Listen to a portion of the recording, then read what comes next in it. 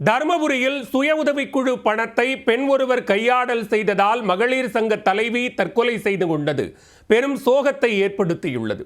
நம்பிக்கை மோசடியில் நிகழ்ந்த சோக சம்பவத்தின் பின்னணி என்ன? தருமபுரி மாவட்டம் காரிமங்கலம் அருகே குண்டலள்ளி கிராமத்தைச் சேர்ந்தவர் 32 வயதான கிரேசி.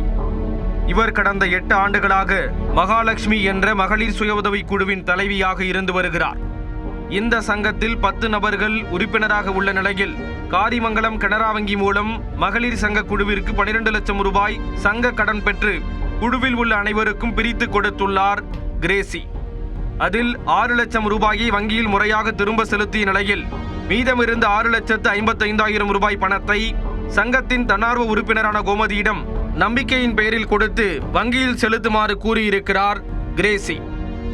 ஆனால் உறுப்பினர்கள் வங்கிக் கணக்கில் பணம் வரவு வைக்கப்படாமல் உள்ளதை அறிந்த மகளிர் சுய உதவிக்குழு பெண்கள் கிரேசியிடம் சென்று கேட்டுள்ளனர். அதிர்ச்சி அடைந்த கிரேசி கோமதியை அழைத்து கேட்டபோது பணத்தை அவர் கையாடல் செய்தது தெரிய வந்தது. இதையடுத்து 2 தவணையாக வங்கியில் பணத்தை செலுத்தி விடுவதாக அவர் உறுதியளித்துள்ளார். ஆனால் அவர் சொன்னபடி பணத்தை செலுத்தவில்லை. இதனால் ஆத்திரமடைந்த பெண்கள் சங்க தலைவி கிரேசியிடம் அவ்வப்போது வாக்குவாதத்தில் ஈடுபட்டுள்ளனர். இதனால் மன உளைச்சல் அடைந்த கிரேசி கடந்த 23ஆம் தேதி காலை 7 மணிக்கு வீட்டில் எலி பேஸ்ட் சாப்பிட்டு தற்கொலைக்கு முயன்றுள்ளார். அவரை உறவினர்கள் மீட்டு தர்மபுரி அரசு மருத்துவக் கல்லூரி மருத்துவமனையில் சேர்த்தனர். பின்னர் மேல் சிகிச்சைக்காக கிருஷ்ணகிரியில் உள்ள தனியார் மருத்துவமனையில் சேர்த்தனர். அங்கு சிகிச்சை பலனின்றி அவர் உயிரிழந்தார்.